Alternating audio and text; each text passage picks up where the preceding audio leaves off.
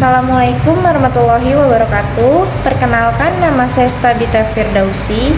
Saya adalah mahasiswi dari Universitas Pancasakti Bekasi, Fakultas Ekonomi dan Bisnis, Program Studi Manajemen, dengan NIM 2892150140. Video ini saya buat guna untuk memenuhi nilai tugas ujian tengah semester mata kuliah Ekonomi Internasional dengan dosen pengampu Ibu Wina Sari Kusumaning Tias, SIP, SEMM. Di sini saya akan membahas mengenai perdagangan internasional. Pengertian perdagangan internasional secara etimologis, perdagangan adalah suatu bentuk kegiatan membeli dan menjual barang dan jasa di suatu tempat, yang dimana terjadi keseimbangan antara kurva permintaan dengan penawaran pada satu titik yang biasa dikenal dengan nama titik equilibrium. Sedangkan internasional berarti dunia yang luas dan global, bukan parsial maupun satu kawasan tertentu. Maka perdagangan internasional dapat diartikan sebagai sejumlah transaksi perdagangan atau jual beli di antara pembeli dan penjual (yang dalam hal ini satu negara dengan negara lain yang berbentuk ekspor dan impor) pada suatu pasar demi mencapai keuntungan yang maksimal bagi kedua belah pihak. Di sini ada ciri perdagangan internasional. Pertama, ada luas perdagangan internasional adalah seluruh dunia. Kedua, alat pembayaran perdagangan internasional adalah mata uang negara asing. Ketiga, kualitas barang yang diperdagangkan memiliki standar internasional. Lalu yang keempat ada transaksi perdagangan internasional dapat ditentukan tanpa tatap muka. Kelima, hukum perdagangan internasional menggunakan hukum internasional. Lalu yang keenam ada dalam urusan impor biasa dikenakan pajak bea cukai dan lain-lain. Di sini ada manfaat perdagangan internasional. Yang pertama ada memperoleh devisa, kedua memperluas kesempatan kerja, ketiga menstabilkan harga-harga, keempat meningkatkan kualitas konsumsi, lalu yang kelima ada mempercepat alih teknologi. Di sini juga ada menurut Sadono Sudirno, manfaat perdagangan internasional. Yang A, memperoleh barang yang tidak dapat diproduksi di dalam negeri sendiri.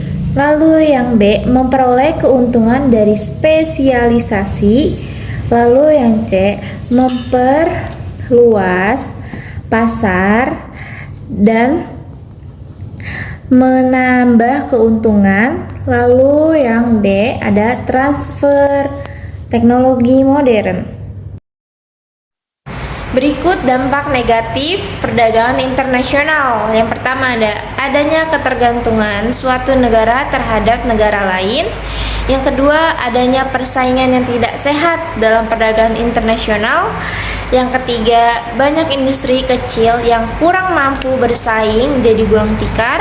Yang keempat, adanya pola konsumsi masyarakat yang meniru konsumsi negara yang lebih maju. Lalu yang kelima ada timbulnya penjajahan ekonomi oleh negara yang lebih maju. Lalu di sini ada teori perdagangan internasional. Yang pertama ada dari teori keunggulan mutlak atau absolute advantage. Teori keunggulan mutlak dikemukakan oleh Adam Smith dalam bukunya yang berjudul Wealth of Nations yang terkait tahun 1776. Teori ini sering disebut sebagai teori murni pedagang. Lalu yang kedua ada teori keunggulan komparatif. Menurut David Ricardo, perdagangan internasional terjadi bila ada perbedaan keunggulan komparatif antar negara. Ia berpendapat bahwa keunggulan komparatif akan tercapai jika suatu negara mampu memproduksi barang dan jasa lebih banyak dengan biaya yang lebih murah daripada negara lain. Di sini ada faktor-faktor penghambat perdagangan internasional. Yang pertama ada tidak zamannya suatu negara, kebijakan ekonomi internasional yang dilakukan oleh pemerintah. Lalu ada tidak stabilnya kurs mata uang asing. Lalu ada pembayaran antar negara sulit dan resikonya besar. Lalu ada kualitas sumber daya yang rendah. Lalu yang terakhir ada perbedaan mata uang antar negara. Faktor-faktor pendorong terjadinya perdagangan internasional. Yang pertama ada perbedaan sumber daya alam. Setiap negara memiliki sumber daya alam yang berbeda-beda. Untuk memenuhi kebutuhan sumber daya alam, suatu negara yang tidak dimiliki oleh negara tersebut, maka dibutuhkanlah perdagangan internasional. Lalu yang kedua ada perbedaan selera. Hal ini dilakukan karena adanya perbedaan selera konsumen. Misalnya, Indonesia memiliki apel khas Malang, tetapi karena masyarakat Indonesia juga menyukai apel Fuji, maka dilakukanlah impor apel tersebut. Lalu yang ketiga ada penghematan biaya produksi atau efisiensi. Suatu barang yang diproduksi dalam jumlah besar dapat menurunkan biaya produksi dari barang tersebut. Dengan memiliki perdagangan internasional, memungkinkan suatu negara dapat memasarkan hasil produksinya lebih luas lagi ke banyak negara. Lalu yang keempat ada perbedaan kegunaan teknologi. Negara yang menggunakan teknologi maju dalam proses produksinya akan menjual barang dengan harga yang lebih murah dibandingkan dengan negara yang menggunakan teknologi sederhana.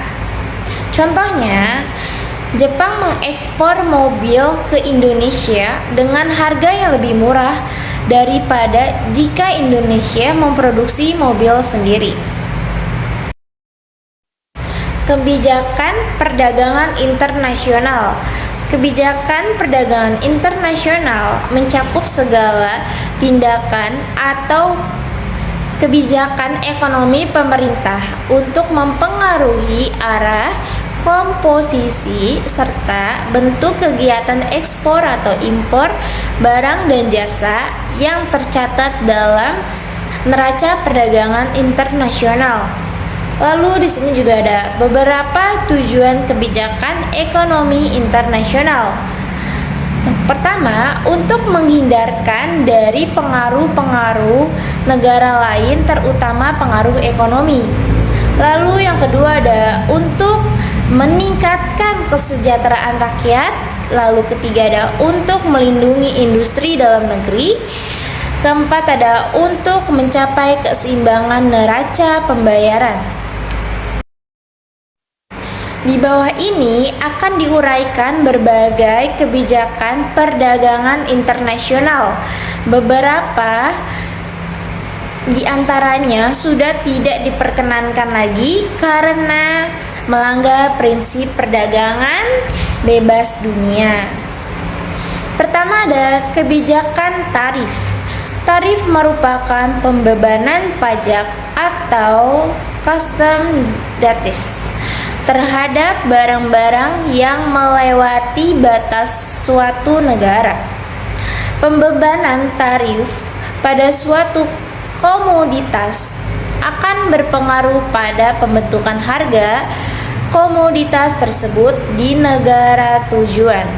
Semakin tinggi beban tarif yang dikenakan, akan semakin tinggi harga jual komoditas tersebut. Di sini ada penggolongan tarif. Yang pertama ada biaya ekspor atau ekspor gratis. Yang kedua ada biaya impor atau impor gratis. Yang B, pembebanan tarif menurut jenisnya. Pertama ada ad valorem gratis, yang kedua ada specific gratis, 3 specific ad valorem atau component gratis. Yang kedua ada kebijakan kuota. Kebijakan perdagangan internasional yang selanjutnya adalah kuota. Kuota merupakan pembatasan jumlah fisik terhadap barang yang masuk atau kuota impor dan barang yang keluar atau kuota ekspor. Oleh karena itu, kuota dapat digolongkan menjadi 2, yaitu ada kuota impor dan kuota ekspor. Yang ketiga ada larangan ekspor atau impor. Terhadap barang tertentu, pemerintah dapat mengeluarkan kebijakan larangan ekspor atau impor. Kebijakan larangan impor umumnya bertujuan untuk melindungi produsen di dalam negeri. Larangan impor juga diberlakukan untuk barang-barang yang dapat merugikan masyarakat. Sedangkan larangan ekspor ditujukan untuk melindungi konsumen di dalam negeri, terutama jika kebutuhan barang di dalam negeri belum terpenuhi. Lalu yang keempat ada subsidi dan premi ekspor. Dengan subsidi ini, maka harga ekspor menjadi lebih rendah daripada harga jual di dalam negeri. Kebijakan apapun yang menyebabkan harga jual ekspor menjadi lebih murah daripada harga jual di dalam negeri disebut dumping. Cara ini dianggap sebagai praktik perdagangan internasional yang tidak adil sehingga dilarang. Lalu, sedangkan yang dimaksud premi ekspor merupakan pembayaran sejumlah uang tertentu oleh pemerintah kepada produksi atas ekspor yang dilakukannya. Secara alternatif, pembayarannya tersebut dapat dilakukan dengan pemberian keringanan pajak atas barang yang dijual di dalam negeri berdasarkan jumlah barang yang diekspor. Kelima ada devaluasi.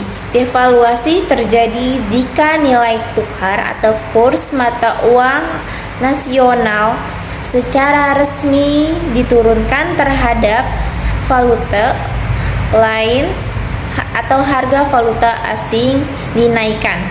Lalu yang keenam ada diskriminasi harga.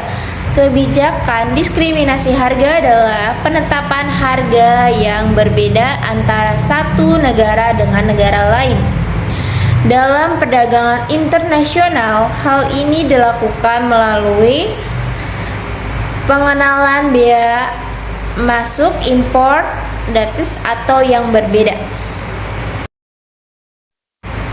Cukup sekian materi yang bisa saya sampaikan, selebihnya mohon maaf. Terima kasih. Wassalamualaikum warahmatullahi wabarakatuh.